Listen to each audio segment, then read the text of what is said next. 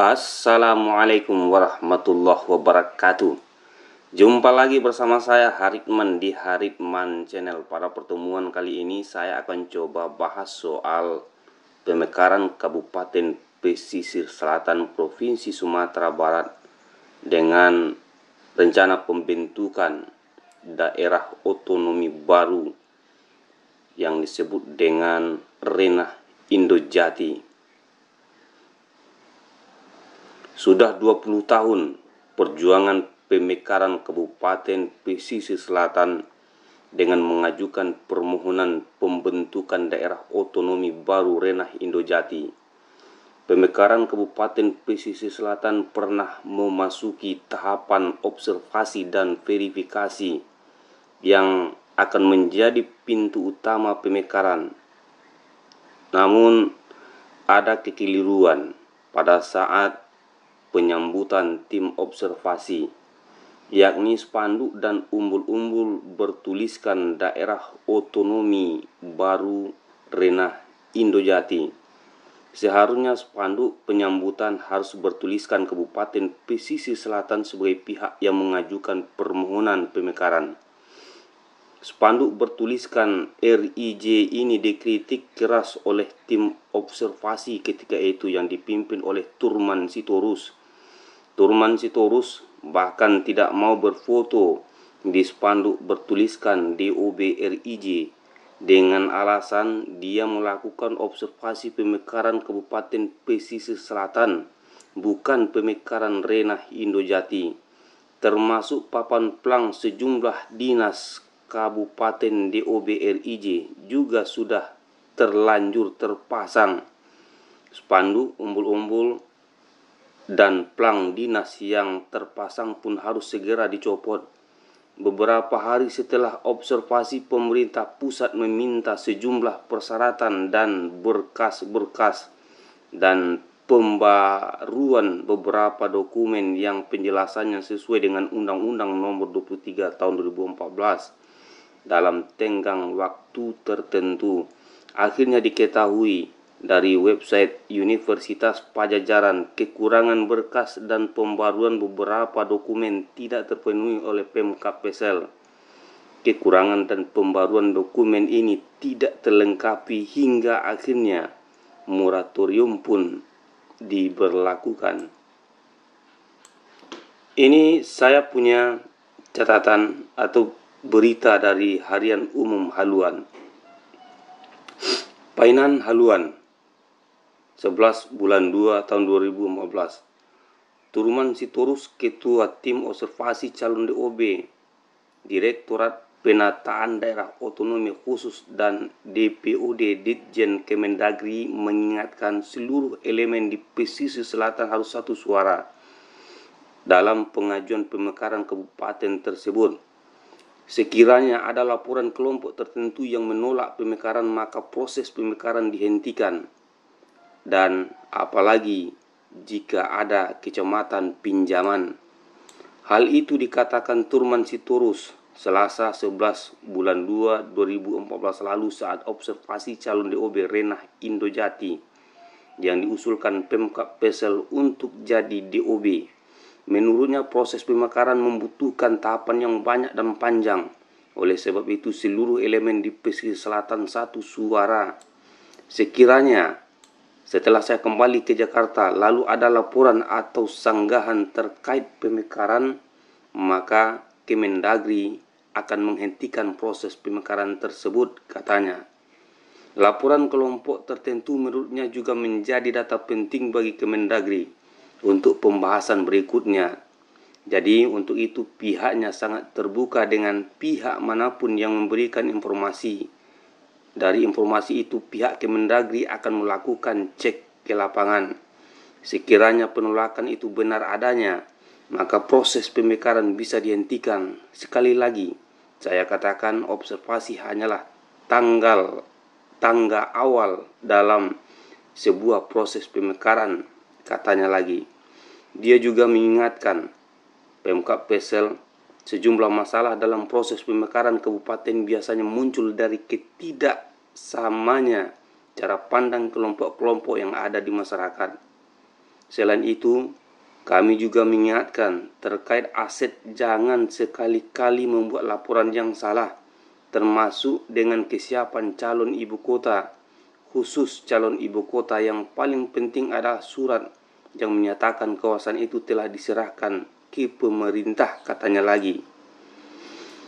Selanjutnya 3.000 PNS untuk Renah Indojati.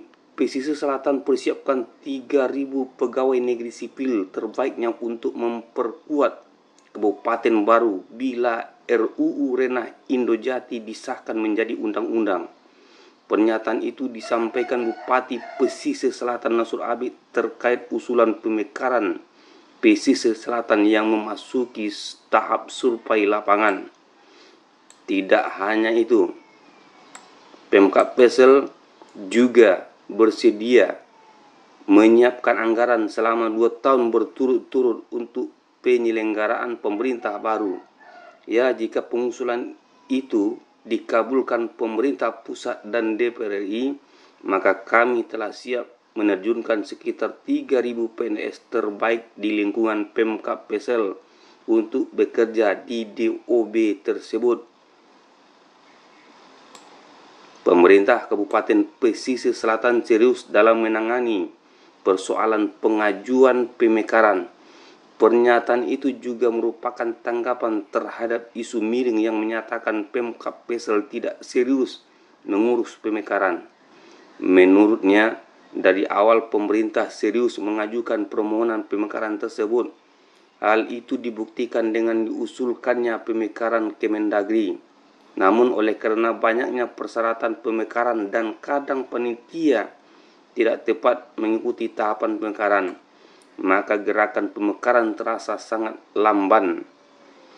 Selanjutnya, Sekda Pesel Erizon mengatakan segala kebutuhan bagi calon DOB merupakan tanggung jawab Kabupaten Pesisir Selatan, mulai dari struktur organisasi, tata kerja, hingga pembiayaan selama 2 tahun pasca RUU DOB RIJ ditetapkan. Namun saat ini kami masih dalam proses tahap observasi. Oleh karenanya, panitia jangan bekerja sendiri-sendiri dan seolah-olah meninggalkan Pemkab Pesel.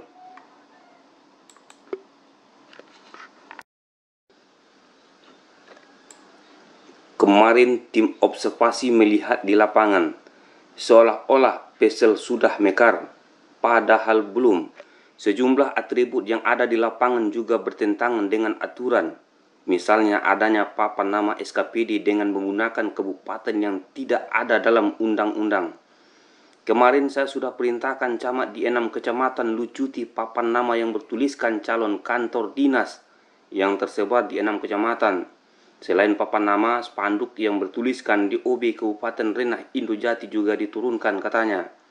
Papan nama tersebut menjadi sorotan penting tim observasi calon DOB Direktorat Penataan Daerah Otonomi Khusus dan DPOD Ditjen Kemendagri. Tim merasa tersinggung dengan papan nama dan tulisan di spanduk tersebut.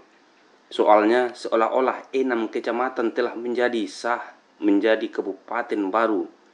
Saya melihat sejumlah papan nama SKPD Kabupaten Renah Indojati. Kenapa panitia tidak berkoordinasi terkait hal itu? Saya juga merasakan betapa tim observasi Kemendagri tersinggung dengan papan dan spanduk tersebut, katanya. 6 kecamatan yang diusulkan pemerintah Kabupaten Pesisir Selatan untuk dimekarkan bukanlah bagian terpisah dari Pesisir Selatan. Kan ke-6 kecamatan tersebut baru sekedar diusulkan. Lalu dengan kehadiran papan nama SKPD dengan menggunakan nama kabupaten yang belum ada terlihat amat janggal. Seolah-olah 6 kecamatan ini bukan Pesisir Selatan, katanya lagi. Disebutkannya dengan tegas, besok tidak ada lagi papan nama SKPD siluman itu. Ke-6 kecamatan yang diajukan untuk dimekarkan hingga saat ini adalah kecamatan di Kabupaten Pesisir Selatan. Bupatinya Nasrul Abid, wakil bupatinya Iditya Rahman, dan sekdanya Erizon, tegasnya lagi. Oleh sebab itu, kepada camat pada 6 kecamatan yaitu Air Pura, Tanjung Soal, Basa Ampe Balai Tapan, Basa Ampe Hulu Tapan, Lunang dan Selaut diperintahkan untuk menertibkan atribut-atribut dengan menggunakan nama kabupaten yang tidak ada dalam undang-undang. Sementara itu, Turman Sitorus, Ketua Tim Observasi Calon DOB Direktorat Penataan Daerah Otonomi Khusus dan DPOD Ditjen Kemendagri, menolak diajak panitia berpose dengan latar belakang spanduk bertuliskan calon DOB Renah Indojati. Jika foto itu diedarkan masyarakat, saya dianggap melakukan observasi di tempat yang salah. Berdasarkan surat tugas, saya ditugaskan mengobservasi kawasan pesisir selatan yang diajukan untuk pemekaran, katanya. Kemudian belakangan, kesimpulan penelitian Universitas Padjadjaran yang dipublikasi tahun 2019 melalui portal Unpad, kesiapan pemekaran Kabupaten Renah Indojati secara umum belum maksimal karena masih terdapat beberapa pentahapan administrasi yang belum dapat dilaksanakan sebagaimana ditetapkan dalam Undang-Undang Nomor 23 Tahun 2014 tentang Pemerintahan Daerah. Pentahapan untuk pemenuhan persyaratan dasar pemekaran Kabupaten Renah Indojati perlu dilakukan pemutakhiran seperti data penduduk, data potensi daerah, ekonomi dan kemampuan keuangan, dan data lainnya yang sangat diperlukan, serta pembaharuan beberapa dokumen persetujuan yang dijelaskan disesuaikan dengan Undang-Undang Nomor 23 Tahun 2014. Faktor-faktor yang mempengaruhi pemekaran Kabupaten Renah Indojati terdiri dari faktor pendorong pemekaran, yaitu faktor sosial, faktor ekonomi, faktor politik, serta faktor budaya dan sejarah, dan faktor penghambat pemekaran yaitu faktor regulasi dan faktor kepemimpinan. Kemudian pemerintah daerah sebaiknya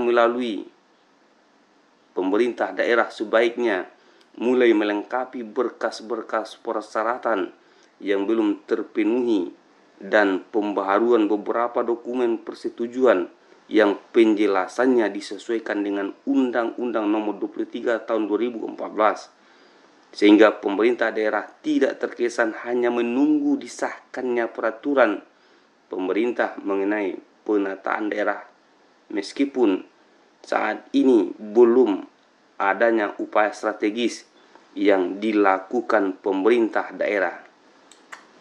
Demikian rekan-rekan semua terkait dengan pemekaran Kabupaten Pesisir Selatan dengan mengajukan Renah Indojati sebagai DOB daerah otonomi baru. Terima kasih sekali lagi. Assalamualaikum warahmatullahi wabarakatuh.